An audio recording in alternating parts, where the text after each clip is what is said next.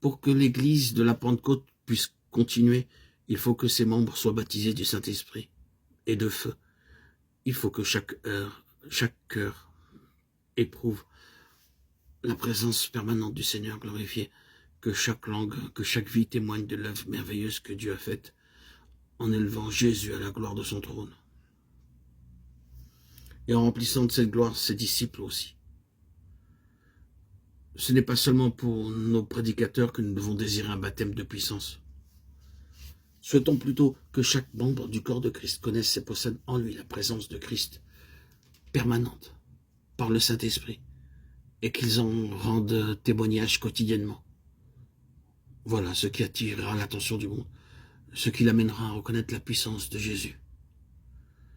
C'est comme cela que l'Église de Christ naquit.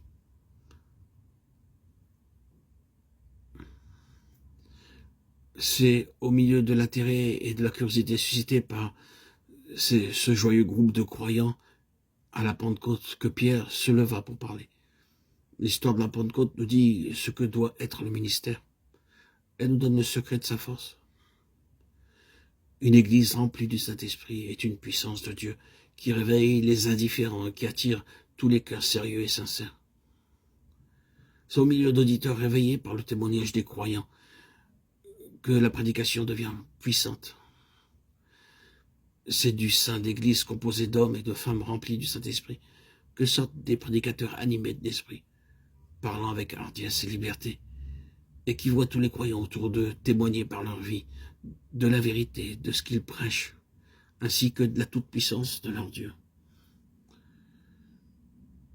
La prédication de Pierre nous offre un exemple remarquable de ce qu'est toute prédication inspirée par le Saint-Esprit.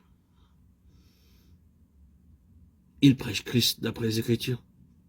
Il oppose à l'opinion des hommes qui avaient rejeté Christ le plan de Dieu, qui avait envoyé Christ, qui avait pris son plaisir en lui, et qui venait de l'élever à sa droite.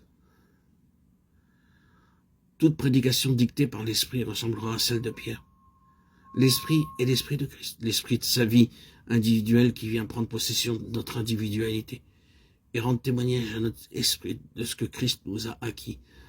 L'Esprit nous a envoyé tout exprès pour continuer l'œuvre que Christ avait commencée sur la terre, pour mener les pécheurs à recevoir sa rédemption et sa vie. Et nous pourrions en être autrement. Toujours l'Esprit rend témoignage de Christ. C'est déjà ce qu'il avait fait dans les Écritures. À présent, il continue à le faire dans le cœur du croyant. Le témoignage du croyant sera donc toujours conforme aux Écritures.